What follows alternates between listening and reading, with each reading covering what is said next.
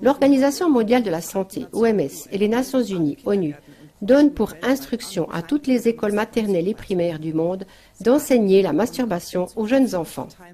Ils conseillent aux enfants d'utiliser la pornographie et distribuent des affiches dans les écoles encourageant les enfants d'avoir des relations homosexuelles avec leurs camarades de classe.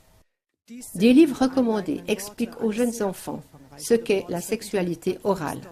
Ce sont les mots d'introduction d'un rapport très complet de la plateforme Internet Stop Word Control, intitulé « Les enfants devraient avoir des partenaires sexuels, l'agenda des Nations Unies pour normaliser la pédophilie ».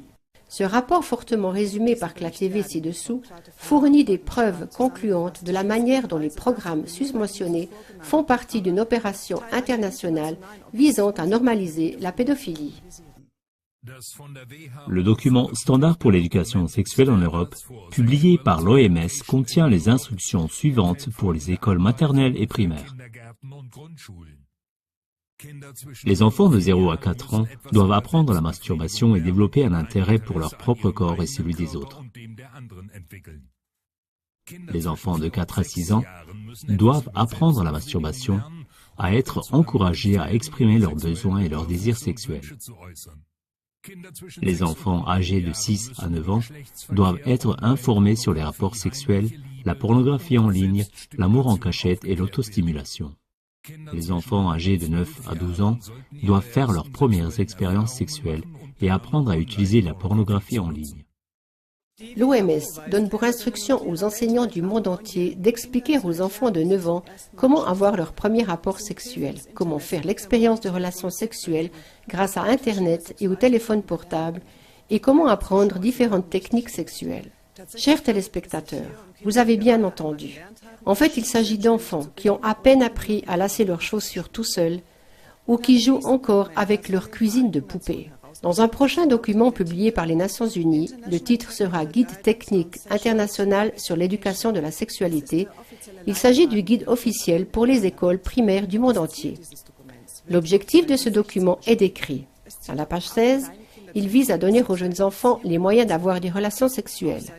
À la page 17 du document, les Nations Unies expliquent que ce guide vise à aider les jeunes enfants à établir des relations amoureuses ou sexuelles avec des partenaires. À la page 71 du même document, les enseignants sont invités à enseigner aux jeunes enfants, à partir de 5 ans, les baisers, les câlins, le toucher et les comportements sexuels. Les enfants de 9 ans devraient recevoir un enseignement sur la masturbation, l'attirance sexuelle et la stimulation sexuelle. L'université américaine Rutgers a sorti une vidéo qui fait partie d'un programme scolaire européen. Elle montre comment de jeunes enfants sont encouragés à se masturber. Il est prévu d'intégrer cette vidéo dans les programmes scolaires du monde entier. Aux Pays-Bas, les directives de l'OMS et de l'ONU sont déjà appliquées par Rutgers.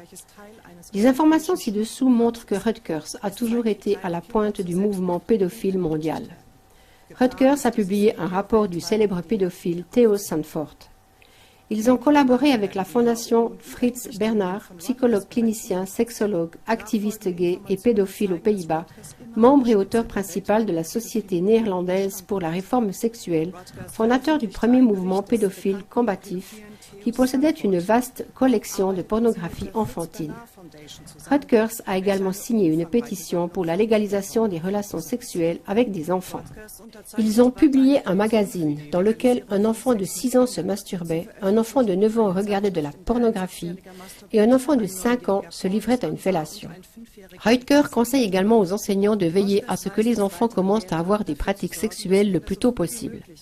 Rutgers recommande un livre pour enfants qui encourage les jeunes enfants à pratiquer la sexualité orale.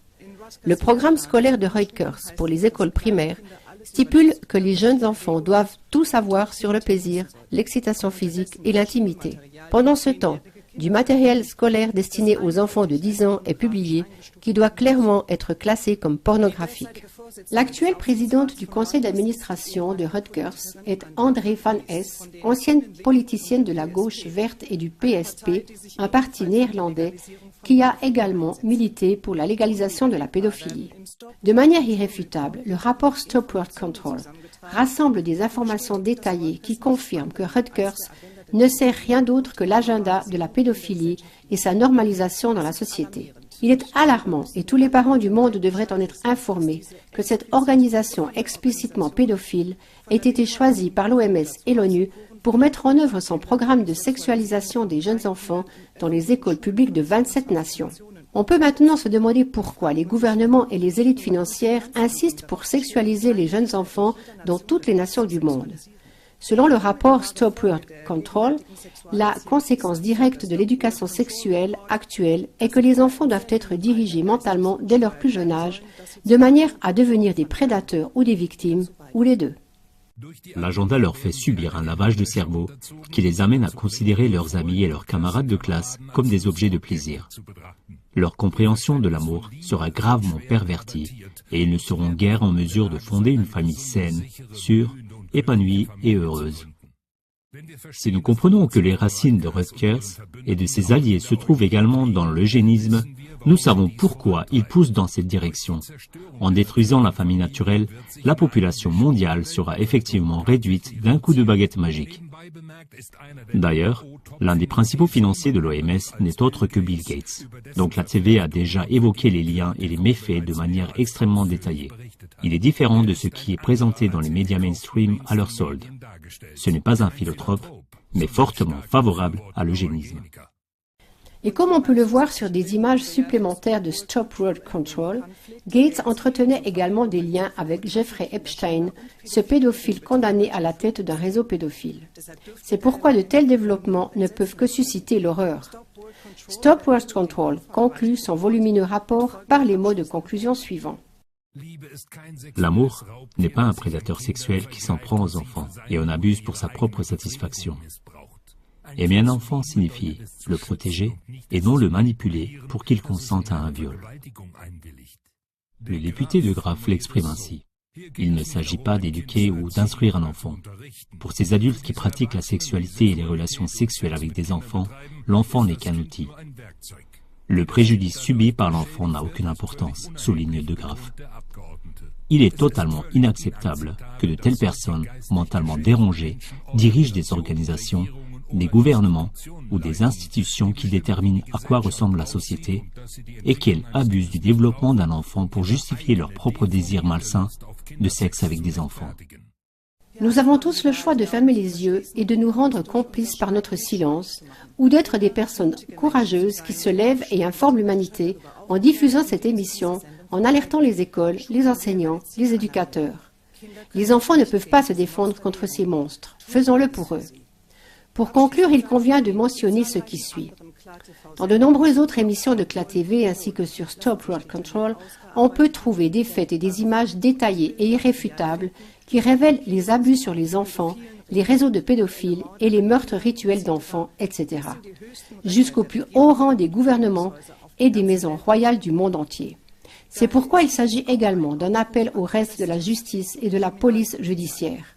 Votre heure a également sonné. Personne ne pourra dire qu'il ne savait pas. Vous trouverez le lien vers le rapport complet de Stop World Control dans le générique de fin.